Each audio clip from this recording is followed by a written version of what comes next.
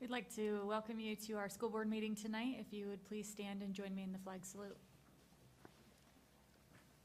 I pledge allegiance to the flag of the United States of America and to the republic for which it stands, one nation, under God, indivisible, with liberty and justice for all.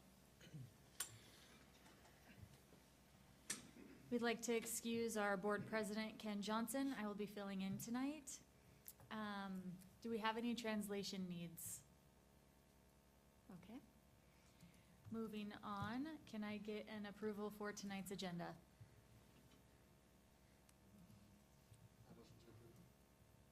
I second it.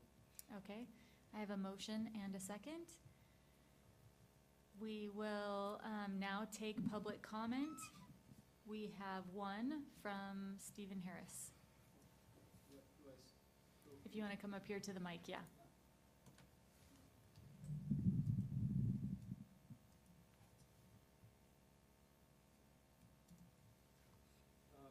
Okay, I came to a school board meeting last summer with feelings of gratitude, but with 2 or 3 board members absent, I decided to wait to share my message. There are 2 board members absent again today. It's okay, I will share my message, and this is it. This is this very message I brought in the summer. I'll share it now. My name is Stephen Harris. I live here in Othello. I love this town and the people here. I love our way of life and the culture that's been built. I'm here to say to the school board members, thank you. Thank you for the work you do. Thank you for representing the community and for advocating for its families. I appreciate you and the service you give. If there's anything I can do to assist you, please let me know. I'm going to try and come to more board meetings and support you the best I can. Thank you. My message today is still one of appreciation and gratitude. I want to thank each of you for being on the school board.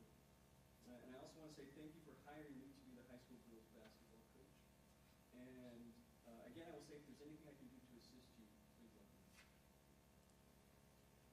Thank you, Steve. I appreciate that message. It's always nice when people come with messages of gratitude and thanks, so thank you. We will move on to our recognition and turn the time over to Dr. Pete Perez. Yeah. Thank you. I'm up here today. Awesome. I think it's appropriate that we have to present on. Have it, take it off the stand. Here we go. There it is. I have one bad ear, but not 2, so I knew it wasn't on. I want to echo Stephen's message about gratitude, and today I'm really excited to recognize someone pretty, the activity that this young man undertook.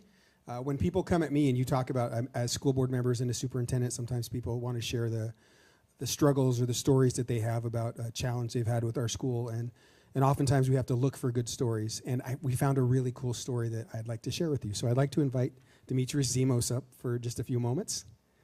Let's give him a round of applause, because wait till you hear what he did.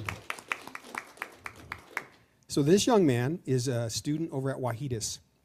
And as you know, President Ken Johnson, he and his family for years, decades, have been really active in the community Christmas basket program, trying to feed families in our community that need extra support around the holidays. And I know each year they feed well over 300 families.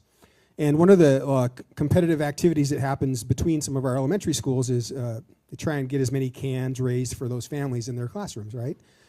So they compete within the school and then school to school. And I think Ken shared last time that there had been 10 or 12,000 items collected across the school district, and that I think about 8,000 of those had come from Wahitas. So a large number of cans. What my understanding is this young man brought in over 2,000 items for our community, which I think is pretty amazing, and I think that deserves a round of applause too.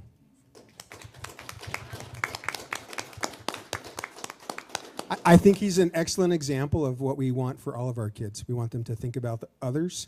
We want them to think about their role in the community, and we want them to have a giving heart, and he's an excellent example of that. And so because he rose to that challenge, Demetrius, I'd like to give you this challenge coin and say congratulations and ask if you'd take a picture with the school board because you're famous. Would you do that? All right.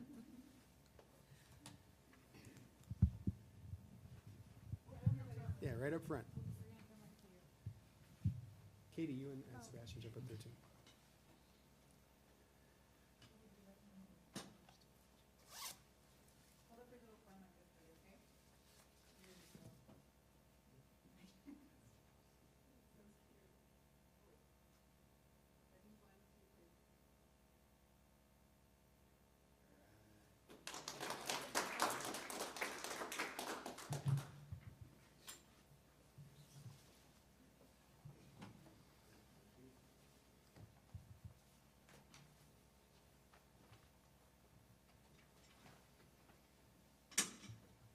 Thank you so much. That's an amazing contribution.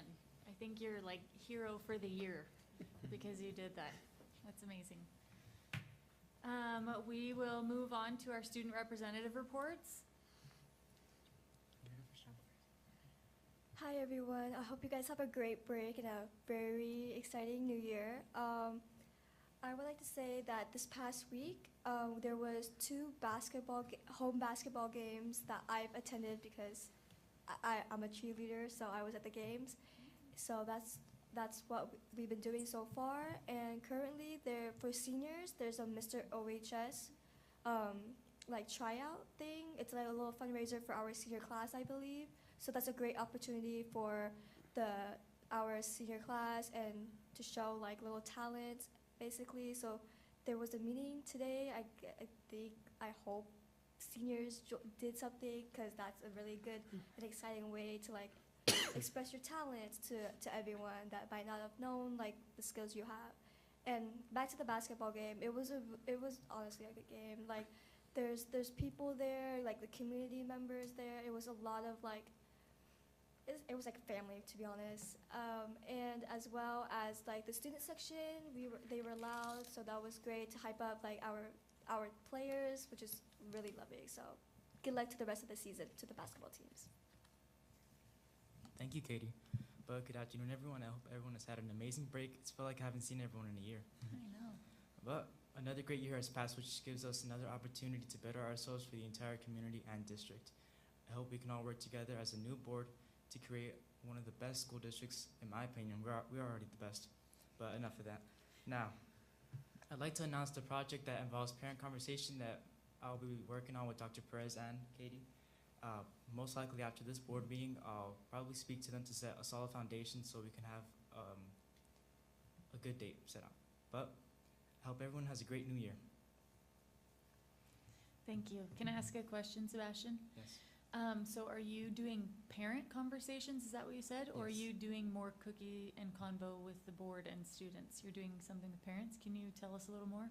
So I was thinking just to have like a little prize raffle. I'm guessing we could have parents who come to that event and have them prize raffle. Like we give them a ticket as the answer, a question, and then we do a little raffle and they could give them like a gift card maybe for Lighthouse or just Starbucks maybe. But the whole point is to try to have a certain way to encourage parents to come and talk to the board members that'll be Oh, there. okay. Love that. Moving on to board member discussions. Aaron, do you have a legislative report? I don't have anything for legislative report today. Okay.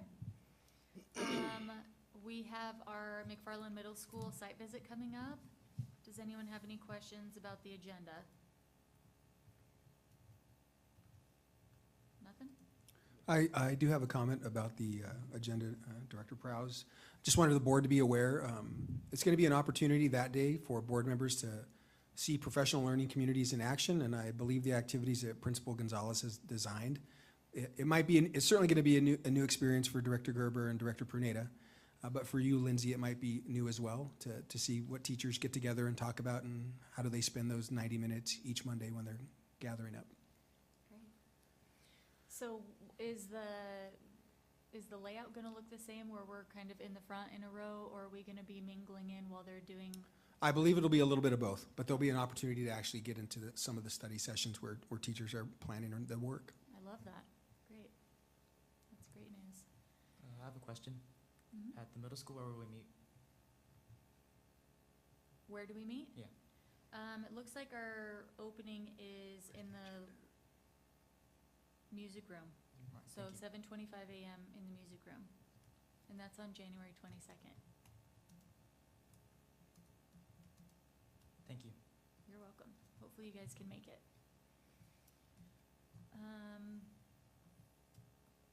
Okay, so this is new to me, but it looks like Miles, our future student board rep, has invited the school board to the Othello Community Leadership Program dinner. Rural Development Initiative, what does that mean? It's an outside entity that's involved in small communities, and Okay. they're coming in, and there's a couple groups, I believe, in Othello working on specific ways to think about how to enhance the experience for everyone in our community. Okay. That's January 11th at 5 p.m. Do any board members think they will be able to make it? That's this Thursday. Do you know? Where is that? Yeah, I was gonna say, do you know where that's at, Lottie?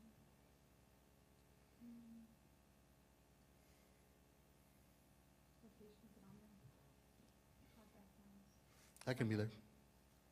I believe I can be there too. If we don't get confirmation by the end of the meeting, we'll get it to you tomorrow to Okay. let you know where it's gonna be. Yeah. Perfect. Sounds good. For now, we tentatively have 2 board members. Anything else for board member discussion? If not, we will move on to required approvals. Can I get a motion to approve the required approvals?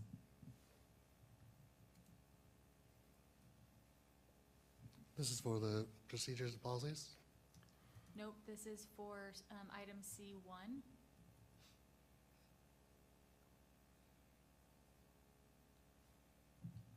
Okay, I get my motion to approve.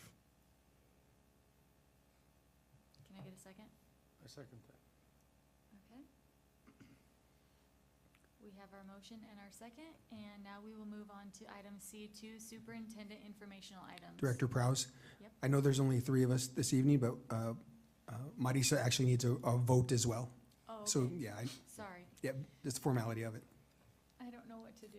You have a motion first and and a a second, and then it was just, I have to do all in all those in favor. favor, yep. Sorry, guys, No, I'm a no worries. rookie. All in favor, say aye.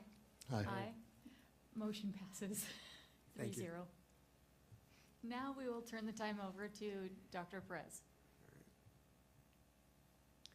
Just a couple items for the board this evening. I want to invite Tim Tafford, our director, to provide an update on safety and health services across the district.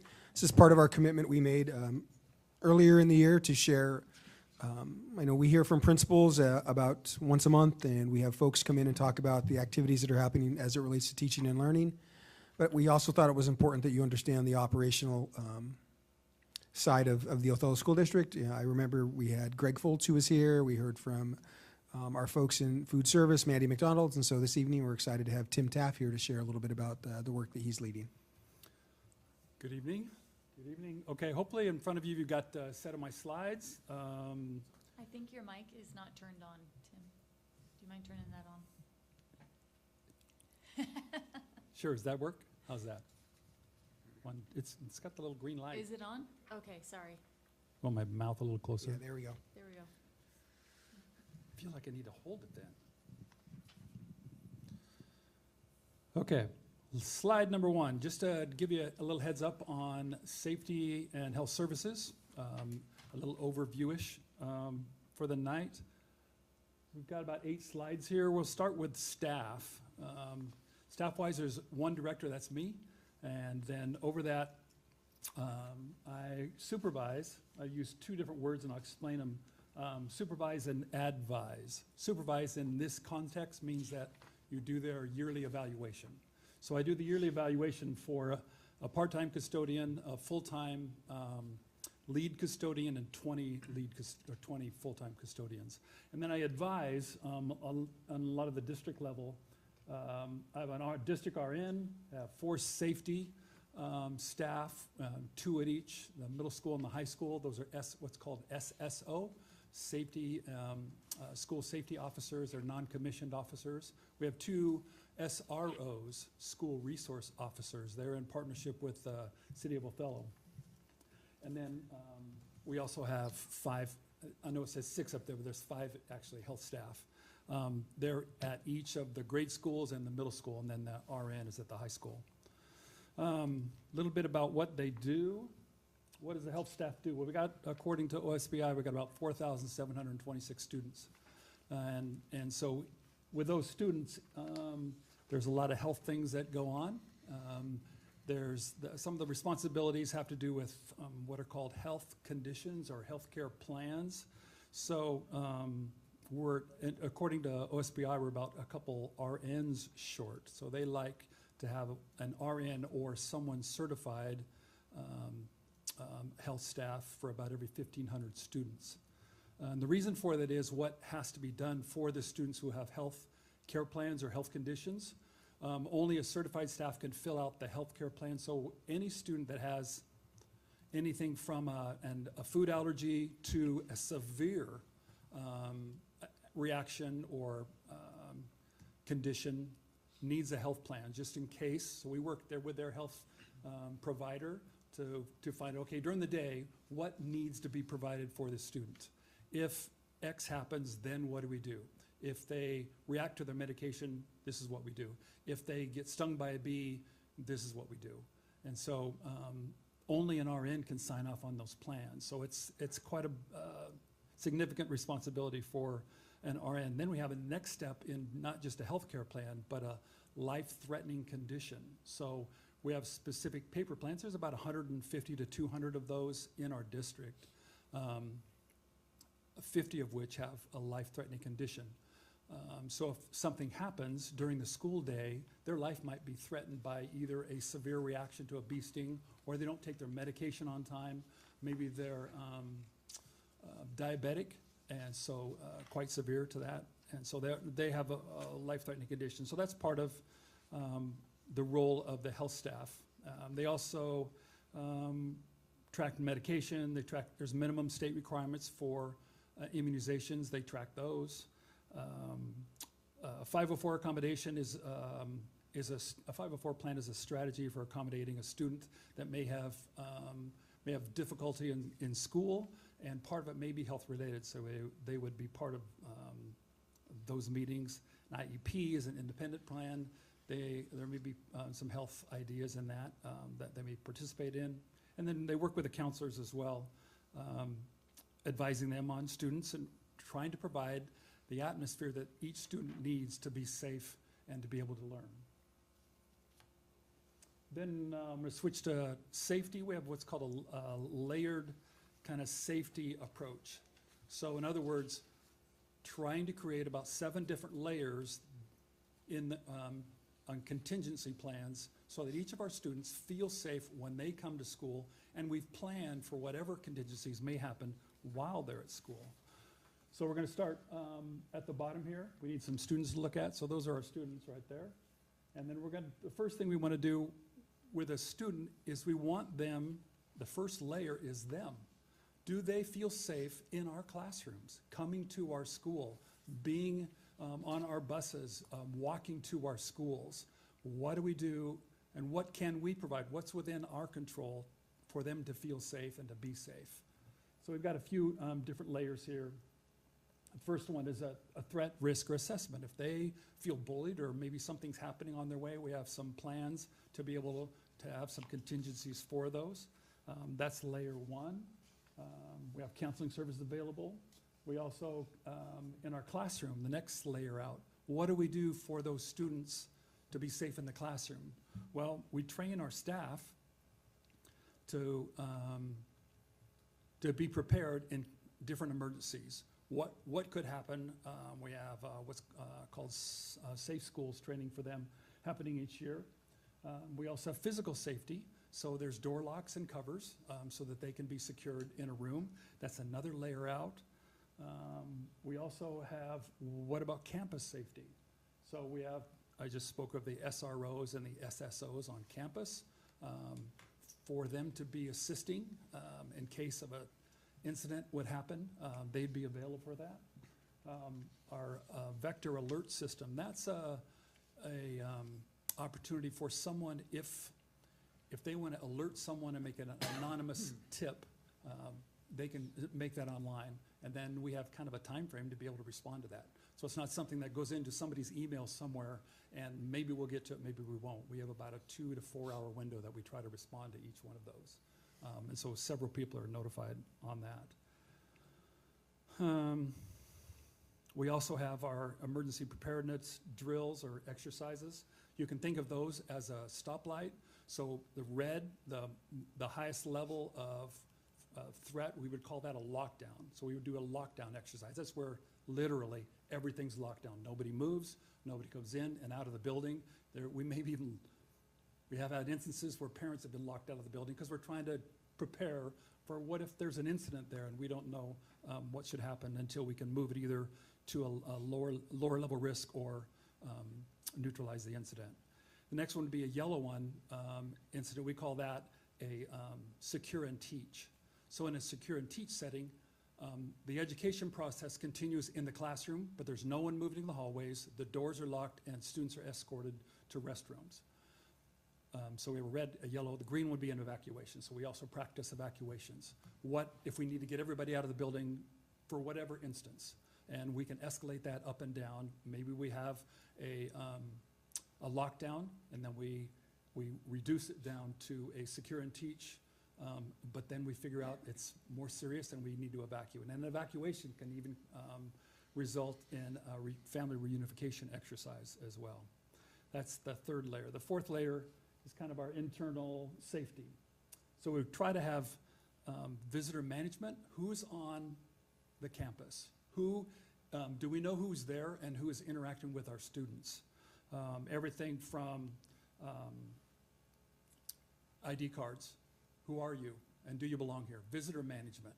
When someone comes in onto our sites, they should, if they're not a staff member or they're going to be on, they're not just dropping a student off, they should get a visitor badge and hopefully one that expires in a few hours. So wherever they go on the campus, we know that they're supposed to be there and we know that they belong. Another layer of safety for it. Also communication. So every one of our classrooms has a code that can be an all call to lock down the school or alert something if something should happen. We also have radios should we not be able to get to one of the phones. Another fifth layer is external safety, perimeter safety. We have fences around our schools. Hopefully, we're trying to find a balance between looking like a prison and protecting those who are under our responsibility. So we're trying to find a balance on that as well. We have access control, we have security cameras. Those are all part of kind of our external safety measures. Cyber safety, there's a lot of that. Our students are online and our students are learning on computers. So we have lots of firewalls. We have, let me get my security safety system monitoring. We also have what's called Gaggle, which is a monitoring software that picks up trigger words, maybe in student searches or things that are happening on the student line, and that has the same thing. That'll alert certain people to be able to respond to those red flags. And then the last layer is just safety management. We've got all these layers, but they're not static. And if you've ever been in an emergency, it's not static. Things are changing all the time. So we try to be updated, try to update our cameras. We try to adjust our rooms so that we're the safest level possible. We try to do exercises consistently, learn as we can, keep our training updated so that when we respond in the appropriate way. I'm going to switch gears on you again. I'm going to go to my custodial staff. That's one I oversee. Custodial staff, we have a wide variety of custodial staff, from someone who's starting today that you are going to vote on passing her employment. That is Vicki Madrigal. Today would be her first official day. To all of those have been 0 to 5 years. Mary Casada has been here 18 years, and others have been here a while as well. But our royalty have been here 30 years.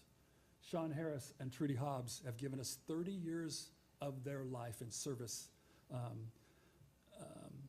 to our district, and we are certainly thankful for their commitment. But what do? What do those 22 staff do? Thanks for asking. This block, these yellow blocks that you see on the map are facilities. So our facilities, instructional facilities, we have 500,000 square feet of instructional facilities that our custodians attend to each day. We're not alone. We also work with maintenance real close. But to give a reference, Greg, in his, hope you can go back and look at the October notes of his presentation as well. He broke that down for us. The square footage and the acreage that we have in our district are equal to about 275 homes, 1,800 square foot homes. That's how much square footage we have, a lot. We have a lot of doors. Why are doors important? Well, in my world, in the health and safety world, they're safe because they can protect our kids and keep things out and them in. From a health standard, door handles are a great passer of bacteria. We found that during the pandemic. So keeping those clean and safe and workable are a good portion of what the custodians and the maintenance department does as well. There's about 4,500 lights. Lights. Well, you can't learn if you can't see. The lights need to be dusted and cleaned and working well, and if they're not, we work the maintenance parts for them to be fixed. And we have about 450 toilets. Who cares? You do when you get ready to use them. And that's a lot to keep clean and sanitary. And those 450 toilets, they use a lot of paper products as well. They use about 352 last year, 352 cases of paper products. That's a lot. Doesn't seem like a lot, but when you look at about 420 miles of paper products, that's a lot of paper products. And that's just toilet paper. That's not paper towels. That's not gloves. Josefa keeps track of all our gloves and our chemicals and everything we manage and try to be wise with our resources as well. And those same paper products are about 420 miles, which is about the distance between here and Canada and Victoria, Canada, and back. A little something to leave you with, a little fact. I'm sure I wanted to leave that to last, just so I knew something you'd hang on the edge of your seat for. That's it. Any questions? I got some questions. Uh-oh. Okay. Going back to whatever page this is. Yeah, safety. So starting at the bottom at well-being, I know that a time ago, and I say that because I don't remember how long, CBHA came in and offered a partnership with us to where they were going to be offering counseling sessions in our middle and high school during the day on campus. Uh-huh. Is that happening? I believe so. Yes, Amy Paris is working with them on that. I don't know where they happen, Okay. but it's part of. I know we received the grant. I know Amy was working on that, so I believe it's in the works. Okay. I know they were also. I have a little bit of an update about that. So the project that we started several months ago in remodeling the counseling area at McFarland Middle School included creating some space so that services could be provided in a private office with trained counselors from CBHA. Great. I know they were going to make those available through QR codes that were going to be posted around the school that students could scan and then use that to make an appointment or to say that they're in need. Is that something that's still? Yep, that's up and running. That's active. Those QR codes are out there. That's great. Okay, moving on to classroom safety with staff training. How often is the staff being trained? Like, is that something that if you're a new teacher and you're coming in and you started work in August, we're now in January, would they have received training on what they would do in case of a school Yes, emergency? several different types of training. So we have an online training called Safe Schools, and a new teacher has got twice or three times as much as a second-year teacher would have. So a lot of everything from bloodborne pathogens to slips, trips, and falls to what to do, what's intimidation, what's bullying. There's about 20 courses that they would go through, everything, even height and ladder safety and hanging things and chemicals, and they would get a plethora of training to begin with, and then it would go on a 3-year rotation. So they kind of get a front load at the beginning of their staff experience. And then each year, in fact, our Safe Schools expiration is next week. So we expect them to go through the training and finish it in the fall and be done by next Friday, the first week in January. So then each year, if you've been here, there's a three-year cycle on the courses. So we kind of trade them off each year. So it's not just the same courses every year. It's on a 3-year rotation. Yeah. Okay. Does everybody take it seriously? No, not as seriously as I'd like them to. Of course, that's my job, you know. But the content is really good contact. In fact, even that last layer, the management responsibilities, they update those courses on a regular basis. I mean, almost yearly, the different courses are being upgraded and updated. They're more visual. The facts are closer. And even to before cyberbullying was something we taught, we were doing courses on it. So we're really thrilled with this company. Vector Solutions is who we use. And so we monitor them, and then the administrators will track those. Sometimes they'll ask me who's done it, who hasn't. Every one of the classified and the certified staff all have to go through it, yeah. Okay, what about in-person training? I know if there are parents listening to this, they're loving the online, but what they're really scared about is, I'm nervous about sending my kid to school because of the history that our country has for in-school shootings. So What is our staff prepared with? What kind of trainings do they take? How often are they doing it? If I went to a 2nd grade teacher and a 12th grade teacher and said, do you feel like you've got enough training in this, what would they say? depends on the teacher you asked. Okay. Yeah, it's really going to, because it's individual. How, now if you're asking how often have they been trained on specifically a shooter, probably once a year. Okay. There's an opportunity for that. And some teachers opt in and some teachers don't because it's too traumatic for them. Now what the backup is that exercise of, if there's an incident, what do we do? How do we isolate the incident, lock down the campus so that the first responders who will deal with that problem, takes worst case scenario, a shooter, something along those lines, a firearm. Mm-hmm. We would lock down the area. Now those are monthly. Those are being practiced on a monthly basis. Okay. And that's a state mandate that we have to do that. So they will do either an evacuation, a lockdown, or a secure and teach on a monthly basis. They'll rotate through those. And some of them do it spontaneously. Some of them put out a schedule, hey, we're doing this. Another thing to consider is also what happens on each campus. What do you do with your special needs kids? Mm-hmm. It's traumatic.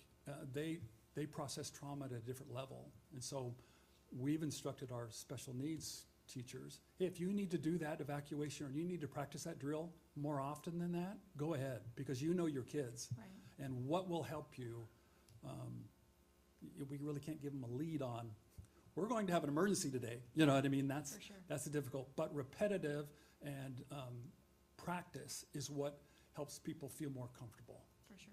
And even reviewing these different layers help people kind of go, okay, I'm not sure about this, but I know this is in place. So I may not know what to do, but I do know what's safe, and I do how to keep people safe.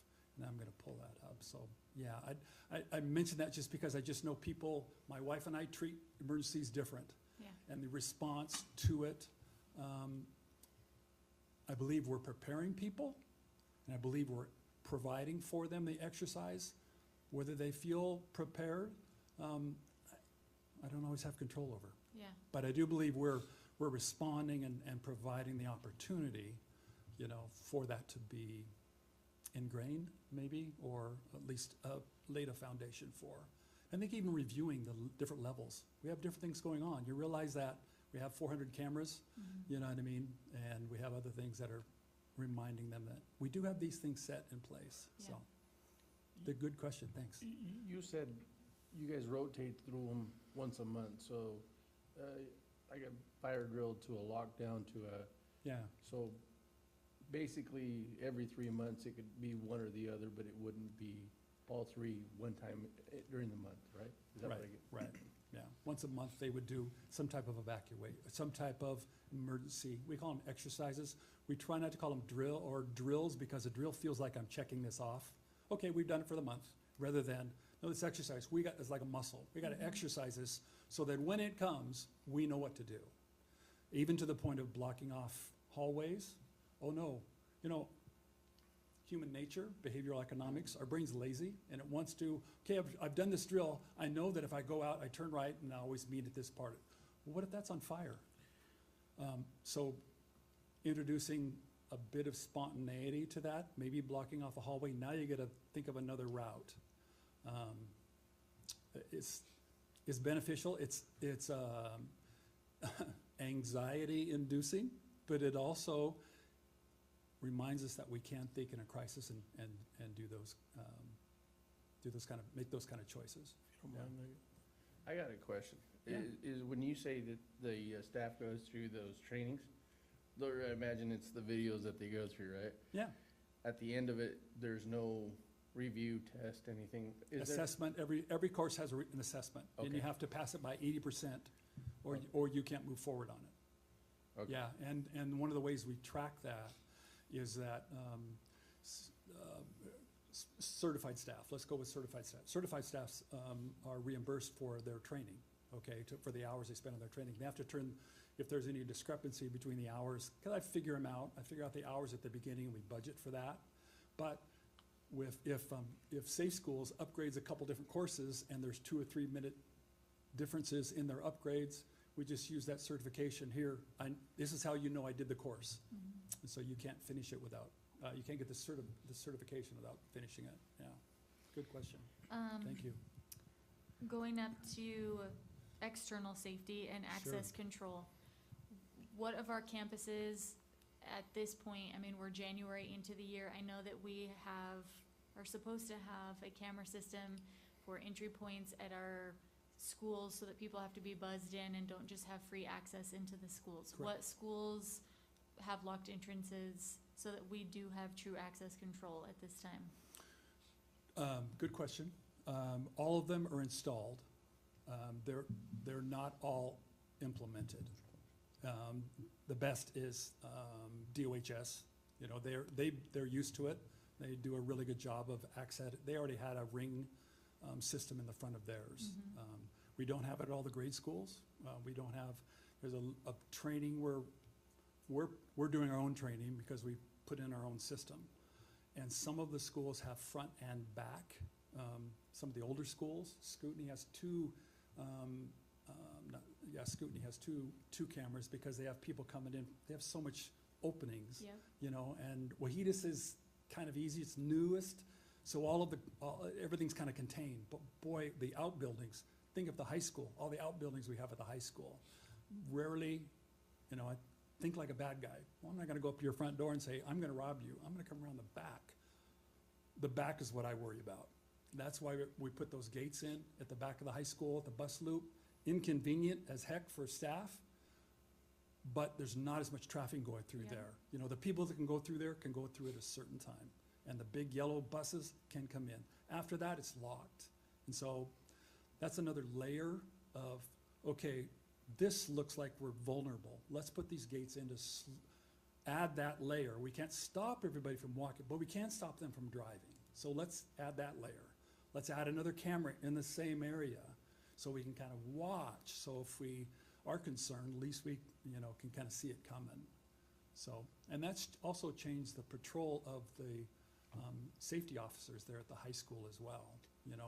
They're out there unlocking it, locking that gate, which is, it's good. You know what I mean? It gets them out there seeing, not that they weren't before, but the movement, it helps that as well. So do you know when those will be in full effect for, let's take Scootney for an example. We hope in the next month. We hope in the next month. We have them all, they're working. We found out, one of our students taught us that you can dial 911 from those keypads. And so we had to take that out of the software. But it still can buzz the front office. So, Perfect. yes. Thank you for asking. Any other questions? I think that's Those are great. Thank you for the clarifications and questions. I Well, appreciate it. I've got some questions as well. Sorry, I've got some questions as well. So back on slide 2, you talk about the, so this district RN, you said this person's the only one that's able to sign off on those health plans for the students? Yeah. So this person, who is the RN? Her name is Christy Crago. She's new. She's been here with us 2 months. Okay. She's an RN. So she's signed off on all of them? Does she write all of them? How does that happen? She reviews all of them. Okay. She review all of them. And the beginning of that that step comes with the registration of the student. Mhm. My student's diabetic. You know, they register their student. Here's my paperwork for my student. Then with that paperwork, because she's the connector between the healthcare provider and what we do with them on campus. And then the trainer of that, here's how you respond to this student. Teacher, this student has this, you know what I mean? Here's how we respond. We actually have some Wi-Fi, Dexcom? We have some kids that we monitor their glucose over Wi-Fi, you know, which is super convenient. It was like, why can't we Yeah. have that for all the kids? That would be awesome. But it's just one of those, another way that the health staff can monitor. Now, Christy reviews all those plans and kind of looks at how does what we have on paper match with what the paperwork that came from the doctor, so that we're doing the right things. The medication's correct, the treatment's correct, the monitoring's correct, and back and forth. Sometimes she spent a couple days calling providers saying what you sent us and what the dosage is are not correct. And so what's right? Because we don't want to misdiagnose or misdose something, so. Okay. So is that too many students for one Yes, RN to handle? Yeah. Are we doing something for that, or what is the plan for that? great question, yeah. We would like to hire at least one more, you know, we'll see where that goes. It has been a desert of trying to hire, and we went through Yeah. 3 nurses in the last year. And so we think we've got a homegrown one now that we think is going to stay around for a while. So we're excited about that. One of the challenges in staffing, particularly for an RN, has been being able to offer a competitive wage. And so maybe new for you, Director Gerber, our RNs are part of our classified association, PSE. And so there are bargaining agreements that we have with them that helps establish a wage for all of their members, including RNs. So again, you working at the local hospital, you understand the sort of going rate for RNs is different than what the Othello School District offers. So it's been very difficult to recruit and to retain. And as Tim indicated, trying to find someone or 2 people who will take those roles when they can make so much more in a different setting. It's been one of the challenges. And it's a different role. It's a different role than a private health role. It's more like a public health role. And that's 2 different animals. And so that's a bit of a transition and adjustment for people. But Christy's had some public health experience, and so that's really helped. You know, so we're, you know, I think it's a little different animal. We love the hours, you know what I mean? I keep telling her, hey, nobody's gonna call you with a crisis at midnight. No, you know, here's your hours. It's a great gig, but it is hard to try to compete with that. Pete, Especially- sorry, just out of curiosity, that's always been a PSE position? I don't know how long it's been in practice, but I know it's my understanding that it's in the unit now. It is in the union, so. I believe so. Yeah. Okay, and then back on slide 5, the levels. This vector alert system, so who can submit something to that? The what? The vector alert system? Anyone can. So anyone can submit? It's on, and if you go on our website, Mhm. there's a link right on our website, you know, Vector, you can actually do it on your phone. I don't have the link with me. There's actually a QR code in our schools to be able to do that as well. Okay. Yeah, it jumps you right there, and then it actually just, behind the scenes thing, so what? Where does that go? It actually texts 5 different people, myself and 4 others, so that someone responds rapidly. And then we all have access. Normally, I'm taking them and responding to them, and then forwarding them to, it's usually, the most recent one had happened at a campus. And so we had to narrow down where that student was, pass it on to that administrator.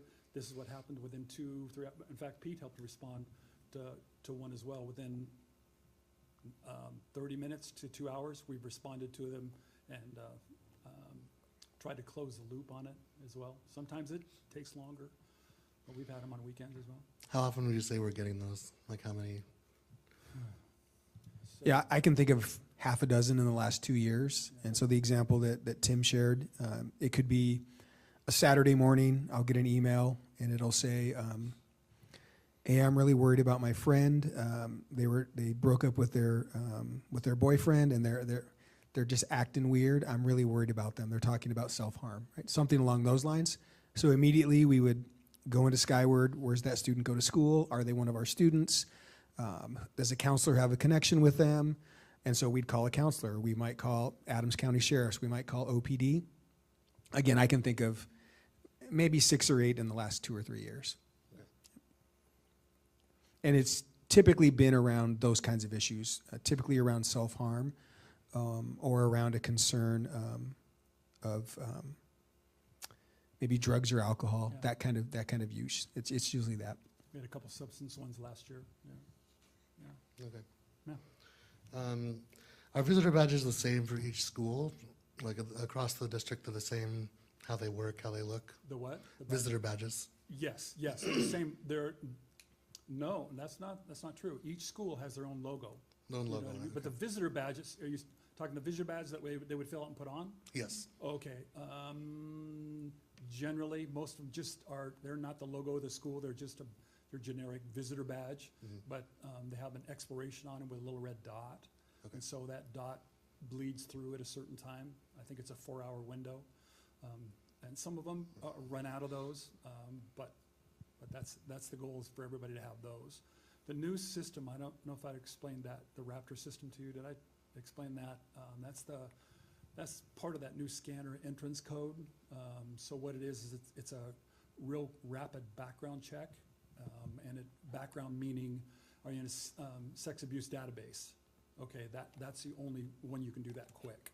And so it can actually, if we don't know someone, the lead secretary, whoever checking in the visitors is unsure. When we get this completely implemented, everybody has them hooked up, but the training's what we're waiting on.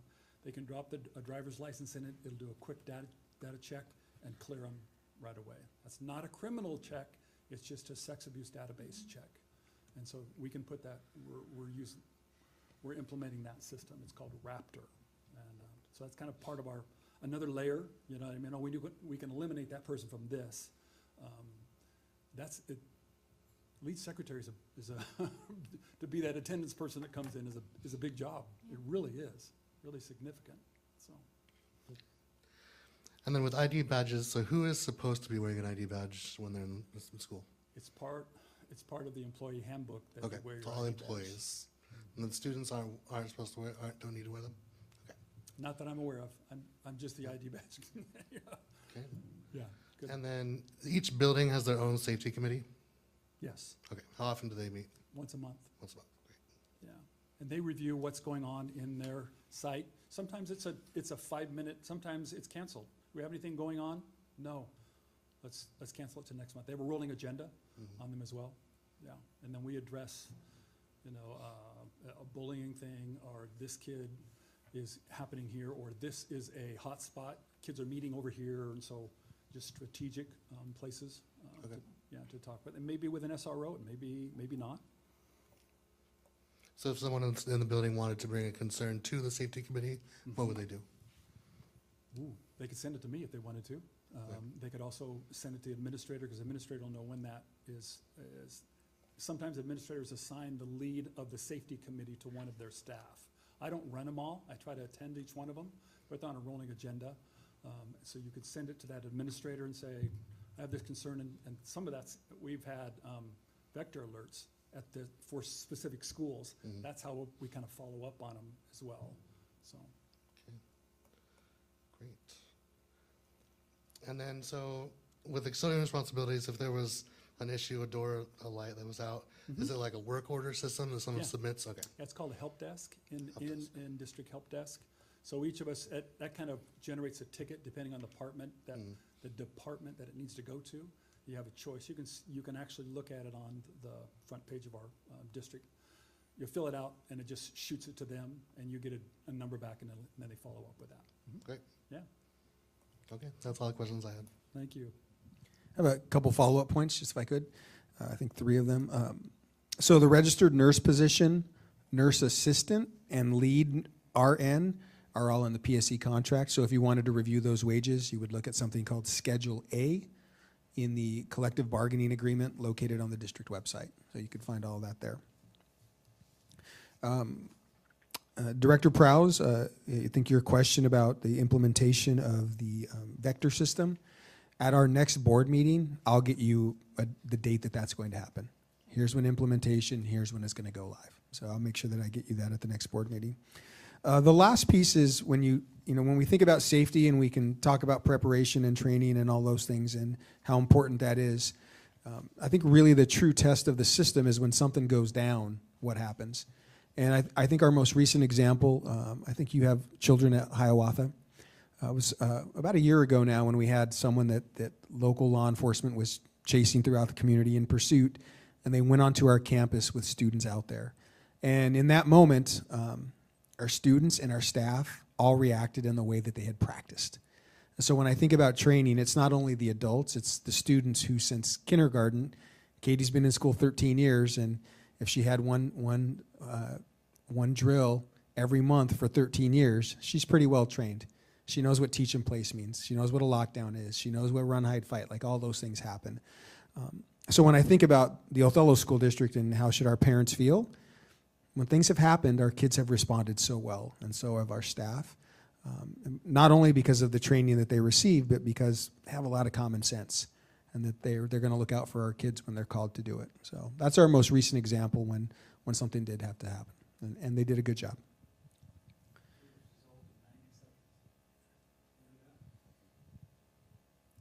All right, well, thank you, Tim, for that presentation. I'm going to jump in, and I think I might be a little more brief on this, Director Prowse. And in fact, if Director Perneda and Director Gerber, if they would be okay waiting till another board meeting when Director Baginski could be here, would that be okay?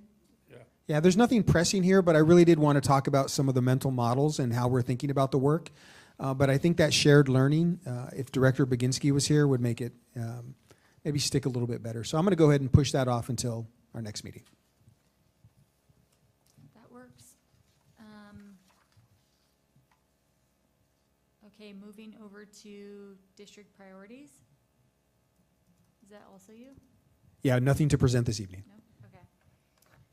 And then we've got our policy review. We've got 4 different DOPs, policies ready for reading and 2 procedures ready for their first reading. So if everyone can review that, and then at our next board meeting,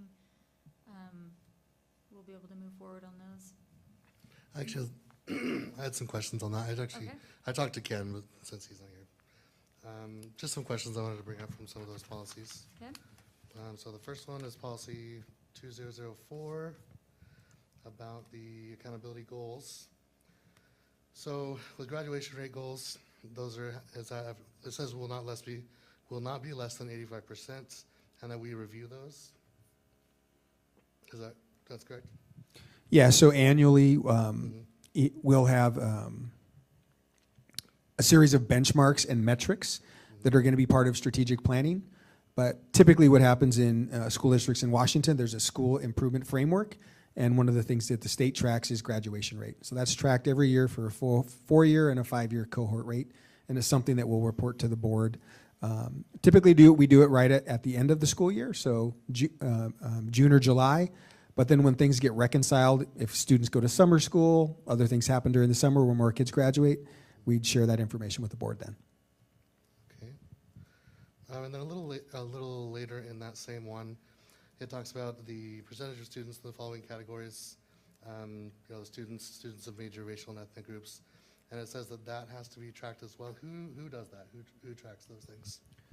So At one time, when the school district was policy governance, one of the factors that went into play was the balancing of students at each school. So it might be multilingual learners, it might be students who need special education services, those kinds of factors. And so we're able to capture all that data in our data platforms. And so the district tracks that. If the board asks that at any time how many students are here or here, I can also show you, Director Gerber, how to access all of that information through the OSPI website. It's available for anyone in the community. Is anyone in the community can see that? The OSPI website, absolutely. There's a data portal, and that might be, let's make a note of that as well. That might be a good sort of live in the moment training. So we can log in here, the community can watch us do it, we can click on a school, we can show you the assessments and all the data that's available there. It would be a 5 or 10 minute introduction in a public meeting like this might be helpful. That'd be great. Thank you.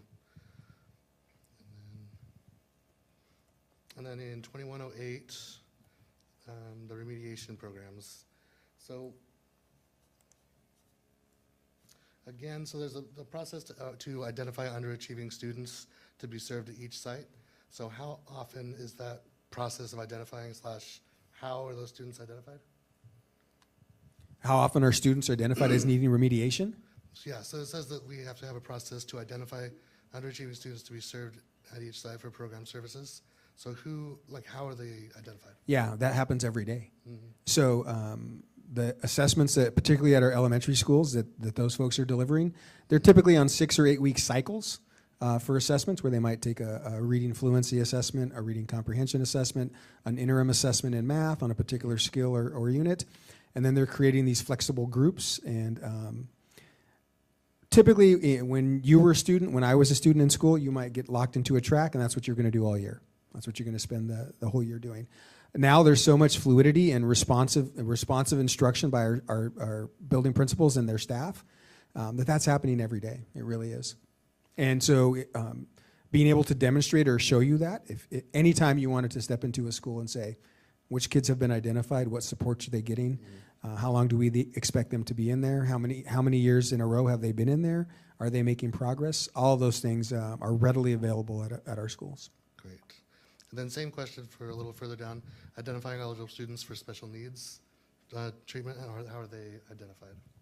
So some of those students are identified as early as birth to 3 Right. in partnerships with community stakeholders and medical providers. Others are identified either through our communications with their families, or a student might arrive on campus who is exhibiting signs that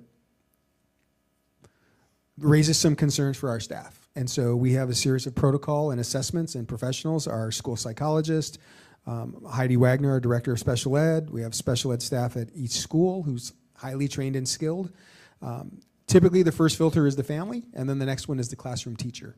So if a student doesn't get identified at home, or the parent doesn't have that expertise, or maybe it's their first child and they're not, maybe don't understand these milestones of development, the classroom teacher would say, hey, I've been doing this for 5 years and I've had 25 students a year. Something just feels a little different here.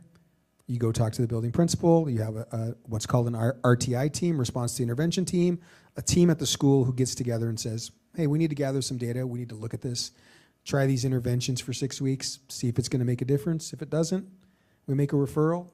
Now that referral then triggers some timelines. Now we have to give an assessment. We have to determine if that student does in fact qualify for special education services, and then we're obligated to provide those. So, yeah. So that could happen at any age, like any teacher could say, I think this might be a thing. Yes, absolutely. And typically it's, we would hope that if students are in our system K-12, that we identify something early on, right, if it really truly is a need. But like Tim indicated with our 504s, which are part of special education, or other plans or other things might happen in a student's life as they age, where they're just not making as much progress as we'd like. So they could be referred, it's called a referral, and then identified. So is there a medical portion involved in the identification? No, so referral absolutely comes from the medical field, but a teacher could make a referral, a parent could make a referral, someone could advocate and say, hey, this kid really needs some extra support. But then in the assessment, there might be a medical portion of that? There could be, Okay. yep. The more history we have about the child, to understand what contributed to the circumstances that we're dealing with, that's why it's so important that the parents involved from the jump.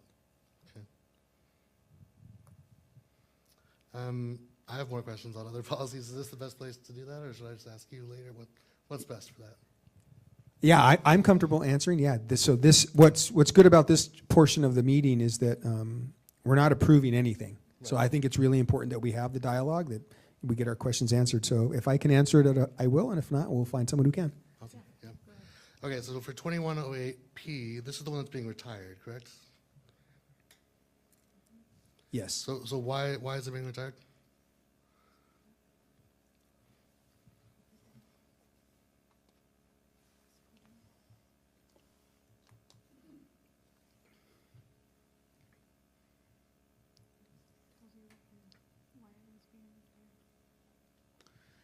So in the PDF titled OSD Policy Review Process Update 1824, if you go down to 2108, it provides a summary of, so at the end, that last sentence there, after revising this essential policy to include the necessary information, there was no need to maintain an associated procedure, as the information would either be redundant. So that statement and that support from WASDA, WASDA over the last year and a half has done a review of all of our policies. Right. So what we're sharing with you are the updates and the recommendation to make sure that we're compliant with state and federal law. So that came from them, that this policy was Exactly. retired. Exactly. Awesome. It took WASDA a year and a half. It would have taken us 10 years. Yeah. Okay, next one is 2125 about the sexual health education. So I talked a lot about this guidelines for sexual health information and disease prevention. That's from the Department of Health, I think. But it was in, that's not this, yeah. So as everything that we teach, because we say it's medically and scientifically accurate, it comes from that, from the state, from the Department of Health? Yeah, nothing is locally developed. Nothing is locally Yeah. developed, okay. There's approved, It all comes from adopted curriculum. Typically how that happens, not typically, this is how it happens. Whether it's math, ELA, sensitive issues, those resources are always available for anyone to come in and review and preview. And particularly in this area, we have a menu of options that the state provides and says, here's what we ask you to use. Great. And then it also says that parents, guardians are provided an opportunity to review the materials to be used and provide information on excluding their child from sexual health education instruction. So how would a parent go about viewing those materials? Yeah, so typically what we do is we have an evening and we invite folks either I to the was at that. boardroom I was there, yeah. or to, they might come to an individual school site, depending on the grade level. The materials are available. We bring our local district experts in the room when we say this is what it's gonna look like in third grade, this is what it'll be in fourth and fifth. We take questions from the families, and then again, parents always have an opportunity to opt their child out. So they know ahead of time when it's going to be taught, and they Yeah, so what Taught we, before we, this. we I think over the last 15 or 20 years, as it's become more of a concern in schools, we've gotten really good at parent notification, letting them know when the meetings are, letting them know when to opt out. In fact, I think it's safe to say that as a building principal, if I knew a particular family had always opted out and I didn't get something from them and I knew that the curriculum and instruction was going to be delivered next week, I'd reach out to that family and say, hey, just so you know, this is happening next week. Are we signing your kids out? So I know those things are happening, and it's our parents are well informed, and in the last 7 years that I've been at the central office, I can't recall a time where a parent came in concerned that their child, that they didn't know their kid could be opted out, or that we had provided some instruction that they wanted their child opted out of. I just haven't had that concern raised, which tells me that the system is working. Okay, great.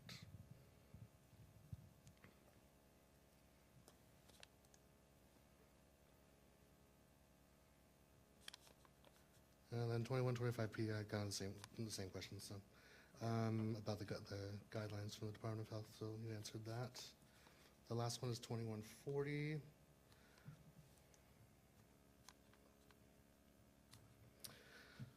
So there's a paragraph here that talks about the student enrollment data and that courses are reviewed to ensure that discrimination isn't happening in these areas, identification or who's enrolling or those things.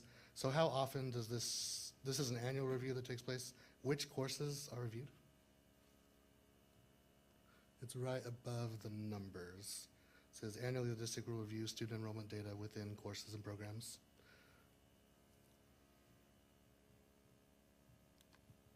So that's the part that's been struck through.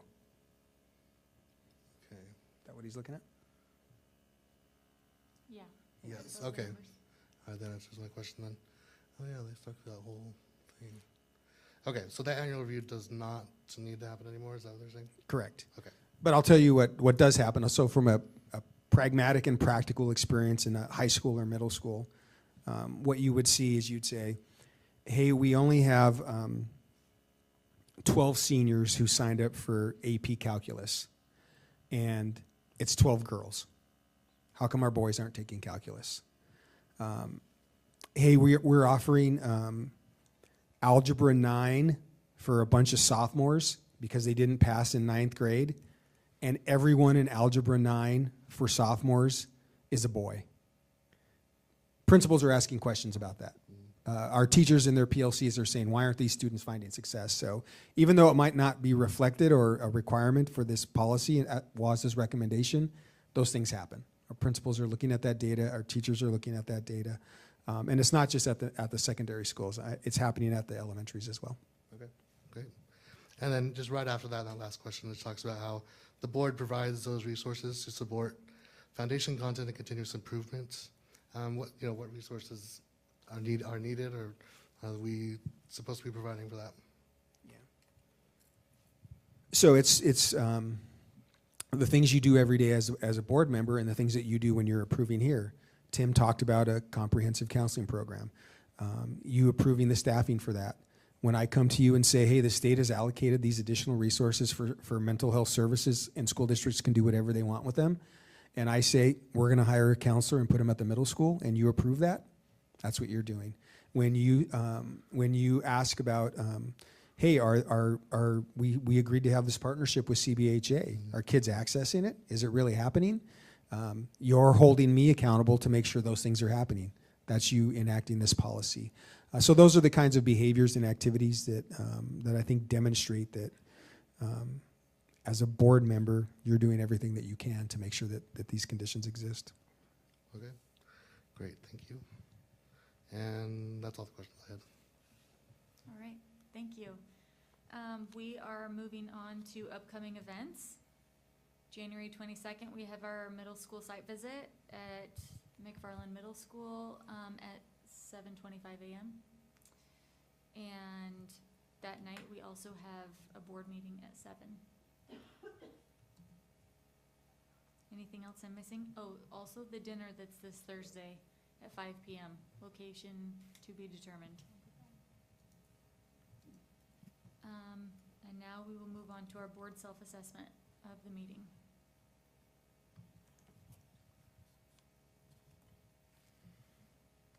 I always love having student recognition. That was really exciting. That was really great. Did his parents say how much money he donated? Like, I know he got a gift from his grandparents that was like a significant amount of money, right? Or an amount of money. And he used that to buy canned goods? Yeah. The newspaper should write an article about him. Like, that's so impressive. I like to think that I have really good kids. But I mean, I don't know how many kids would say, I'm gonna donate all of my Christmas money to buy cans. I'm so impressed, blown away by him.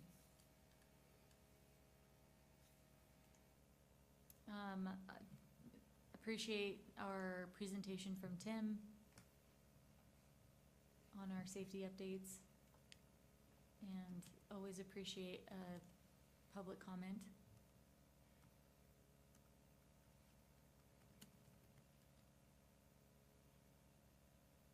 And I just want to say as a side note, and I know this is the wrong time, but I just want to express my appreciation to you, Steve. I know you're the head basketball coach for the girls, but in case you guys didn't know, Steve also has donated hundreds of hours of time coaching young girls in basketball. My daughters have all played for him on different, he holds open gym and has just been like a very significant contributor of your time and your talents to help improve our basketball program in Othello long before you were the head coach. So I appreciate all of your volunteer time that you have put into our community.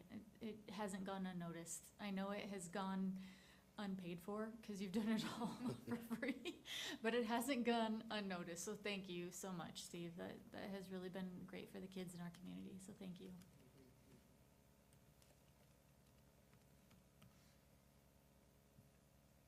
A delta is that we're missing 2 board members tonight.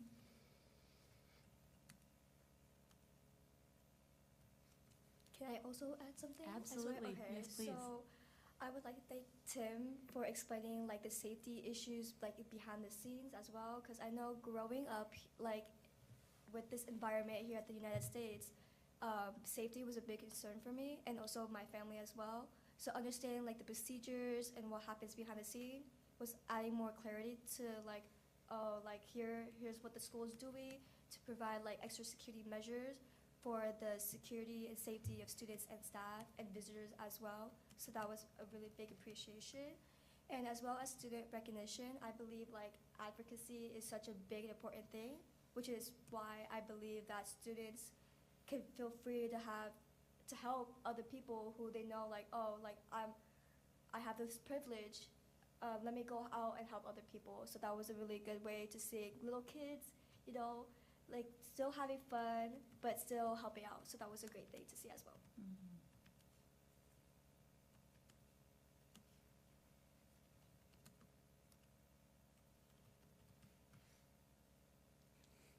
Anything from you, Sebastian?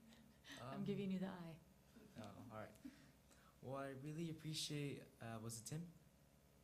I really appreciate that you went into depth on each of the slides because I was ignorant of all of the information that comes to work to actually continue a well-working classroom. And I really appreciate your concern for the students' hygienic needs, our safety, and our classroom habitat because I do not want to do any schoolwork with this weather. So it's really nice to be able to have all these amazing things in our classroom and such amazing staff. Thank you. Anything else? If not, we will move on. We have an executive session. So that will, excuse me while I fumble through this, but we're gonna give ourselves 3 minutes and then we'll start that at like 8:15 in Pete's office. The board will recess into executive session for 30 minutes to discuss the performance of a public employee and potential litigation. No action will be taken following the executive session.